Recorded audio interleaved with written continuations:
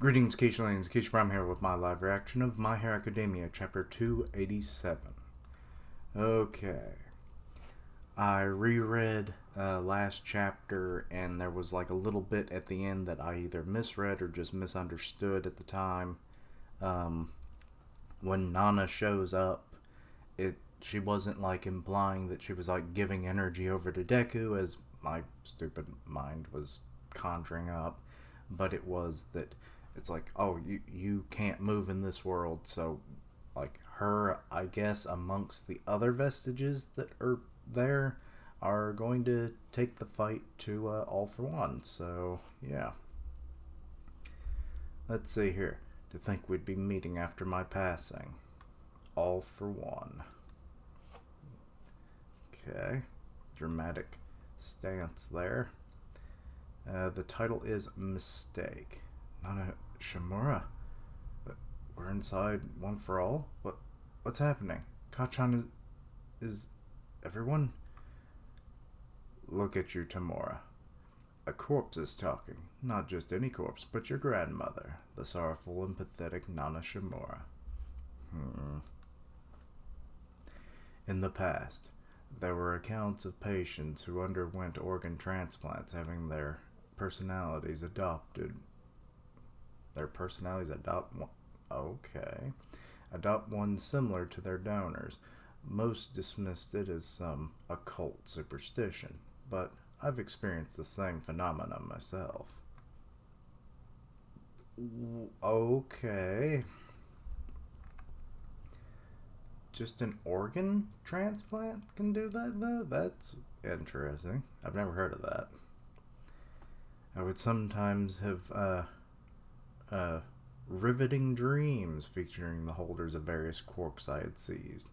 Whenever it happened, is he just talking about when he took a quark, or when he actually took an organ of someone as well?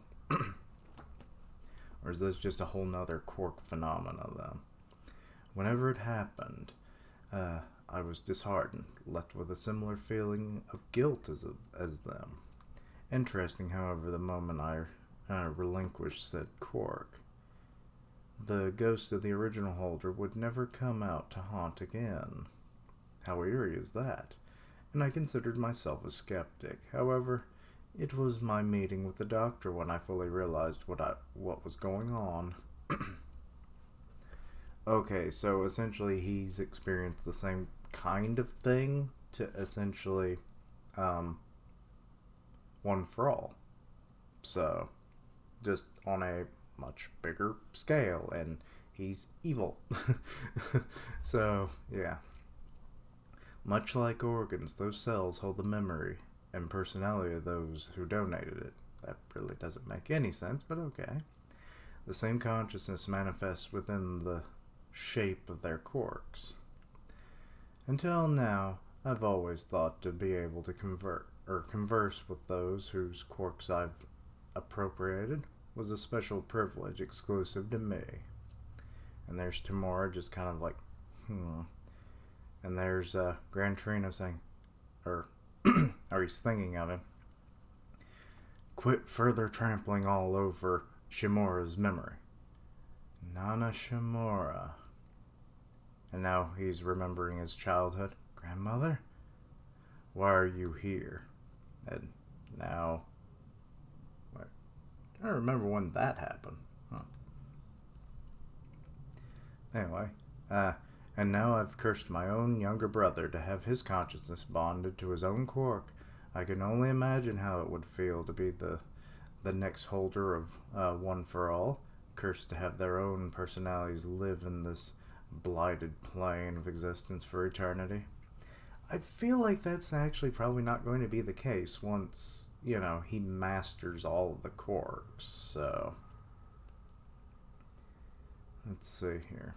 Because wouldn't that make sense in a way? That would be like kind of a poetic, like, I've finally succeeded, where all of you, like, it's their will to finally, hopefully, defeat the big bad.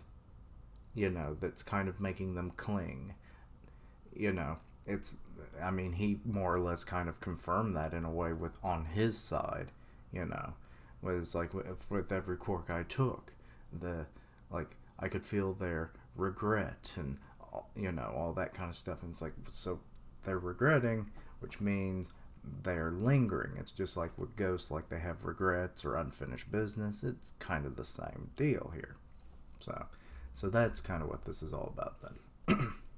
So I'm guessing once he's finally defeated and dealt with, they'll be able to pass on, and Deku will just have this all-powerful quirk without any, other personalities dwelling in his head. Now, be it what happens when he passes it on, would they just gain whoever he passes it on to eventually, or does he pass it on at all? That's another question for the series. So yeah, would they then have any residuals? Like Deku, maybe. I don't know. Anyway, was that an appropriate greeting? You are Kotaro's. Whatever the reason. Don't worry, grandmother. I blame you too. Okay. And what's up with this stuff kicking up? There's a storm or something? What? One for All is being eroded. Oh. What? How is... Well done, Tamura. Your will is being reciprocated. OFA's policy of moving in accordance to the Wilder's willpower is responding to your unquenchable rage. Okay, and he's even getting it on his body too. Okay. Oh dear, is that how it is? Seems you detest me as well. So he's trying to just take him out. Okay. Brilliant. This is the birth of the symbol of fear. Oh boy. I actually had a theory a while back that now be it it's totally debunked at this point, but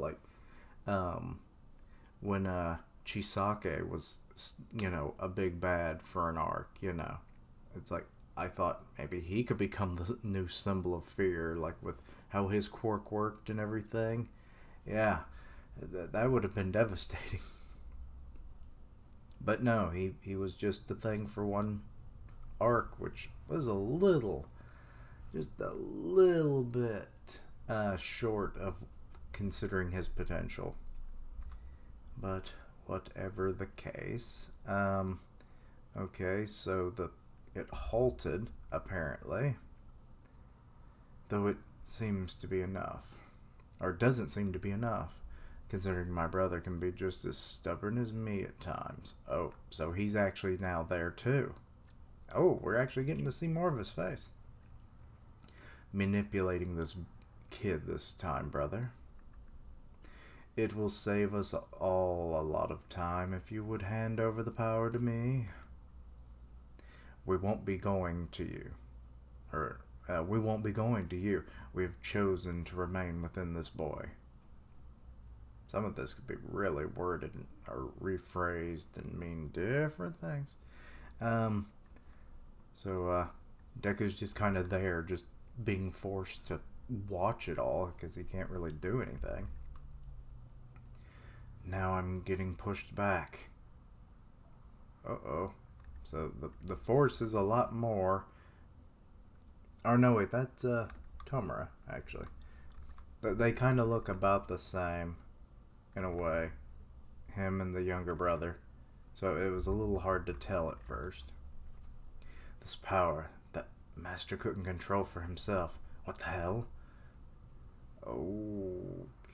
Oh, for a minute I thought that... Okay, I realize what I'm looking at now. Power Tomura. Okay, so, he's, oh, is he using that one, is it the radio wave or the air thing? He has, a hole in his palm. If your strength is combined with mine, then I can take it. Then these ghosts from my past victories can finally be put to rest. Little brother, you said you'd chosen him. Quit pretending you're so strong. Wouldn't you know by now? You've been watching through Tomura. or I've been watching through Tomura. He doesn't know how to make use of such a excellent power. He didn't even protect his friends or his teachers, instead needed protection himself. If that wasn't enough, he let himself be consumed by rage, just like his teacher, until finally he's frozen on the ground, unable to move anything but his eyeballs back and forth. Leaving this power to such a simpleton was your mistake. Okay, so now we understand where the title came from. Okay, well, this page is tiny. Let me have to zoom in here for a minute. Okay. Whoop. Let's get right past it. He's not a mistake. Okay, the way that All For One's head looks like right now, like he's got kind of like the, shadowy essence around his head, but then it's like that wouldn't even be the full size of his head. So it's like it's kind of being deteriorated over time, which is weird. Wonder if that's because Tomura's starting to get control again, maybe? Someone like you, brother, who only takes advantage of others, wouldn't understand.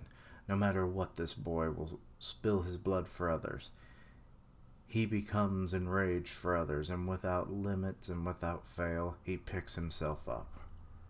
He's a boy possessed by the needs to save others despite his common sense. Oh, and Deku's actually starting to move. Awesome.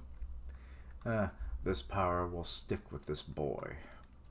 Okay, let me zoom back out. There we go.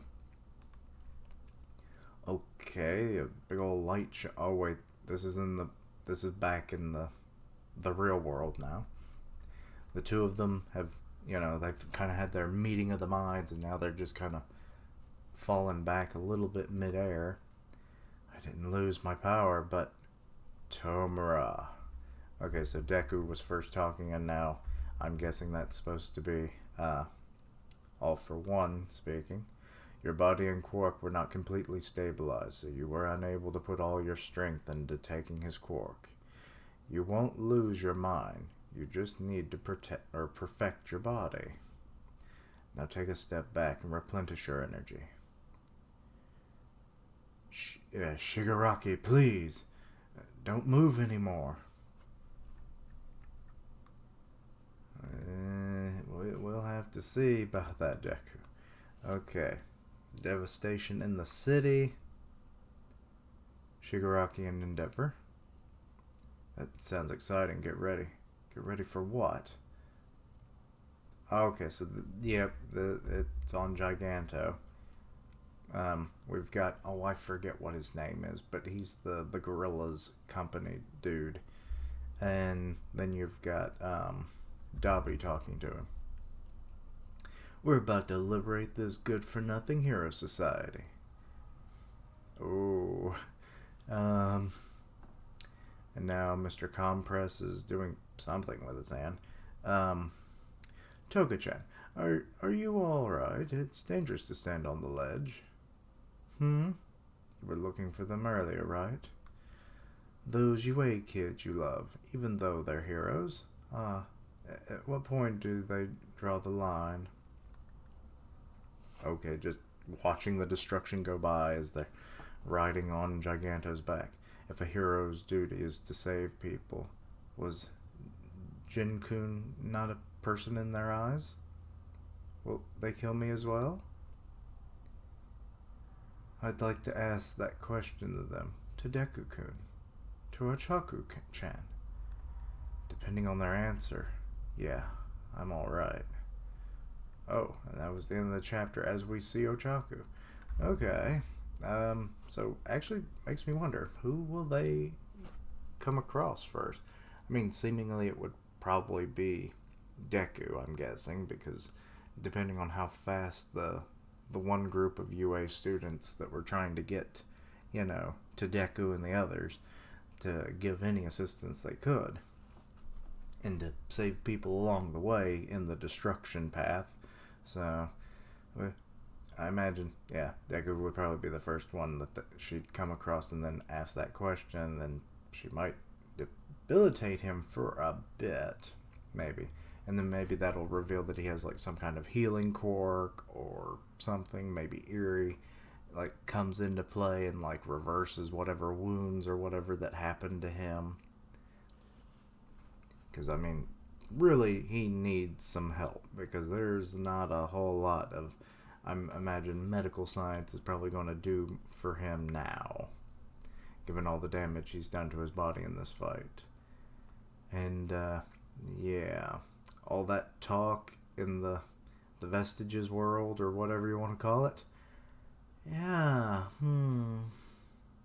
finding out that like, I guess just the resentments, the the grudges, any like negative emotions that kind of like drive you, they also anchor you to your powers and such. So it's kind of like that. He didn't say that, it didn't necessarily imply that it happens with every single quirk, but or maybe he did, I can't remember the wording sometimes.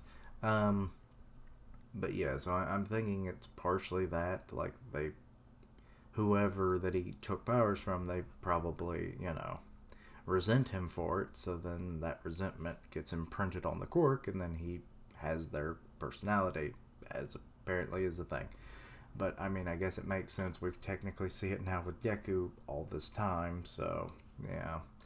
But theirs is more righteous, so, like, they're doing it so that they can pass along information, and, hopefully get to a point where, a future successor would be able to finally complete what all those previous users were not. So, yeah. But also this whole talk about like Tomer like taking a step back and replenishing his energy. Like, what do you mean by that? Like, seclude himself somewhere? Or do you mean like literally just step back and wait for the regen to finally kind of kick in or something? Like we're not fully aware or understanding of necessarily how he's going to gain that other 25% of his progress. So unless maybe there's an off-site somewhere that the doctor had just in case of an emergency, it wouldn't surprise me. That kind of stuff always comes up. So yeah. So we'll have to wait and see, shall we? But yeah, overall, chapter was interesting. We got to see more of the original user of One for All, and I think this is like the most complete version we've ever seen of him. So that's pretty cool. Then Nana got some words in and everything. She got to meet her grandson. Well, actually I forget. Yeah. She probably hasn't met him if I'm remembering right. I don't remember if there's ever been any flashbacks of, her actually meeting him. So, yeah. Though not on the best of terms, of course. But still. But it was interesting that the younger brother was able to, repel his older sibling, who is far more powerful in certain regards. So that's interesting. So I can only imagine what would happen if the other vestiges showed up. Maybe not the All Might one, because, well, he's not dead yet, so probably doesn't have a consciousness there yet. It's just showing an ethereal body that will eventually slowly convert into a full fleshed out form. So, but yeah, it'll be interesting to see what the others would be capable of doing had they showed up. Maybe that would have been cooler if they had all shown up. But yeah. But Deku's also getting to where he can start moving around in that world. So I'm starting to wonder, when is it going to get to where he can actually kind of defend himself in that plane. So we'll just have to wait and see then. But interesting chapter. Got to see some stuff we haven't really ever seen in the series. Got maybe some kind of explanation to why the vestiges even exist. Be it, I imagine, what's his name, the doctor, like, he probably wouldn't have lied about that because he was the one that explained it to um, All for One, so I imagine it's pretty airtight for the most part, research wise. So, but yeah, so I guess that explains the vestiges as well and everything. So yeah, but yeah. Well, anyway, let me know your thoughts and opinions on this chapter. Anything I misunderstood, please let me know down below. Check out my other content, see what you like, suggest things for the future. Links down below for all my social media so you can keep up with my content and have ways to contact me. I stream on Twitch where I do gaming. I'll tweet it out when I go live. Part of the One Punch Man podcast on Grim Reaper's channel, so go check that out. And as always, thank you for watching. Like, comment, and subscribe. And until next time, Quiche-lings, I got a drawing tablet, and I'm going to be drawing stuff in the future, so stay tuned for that, I guess. Bye.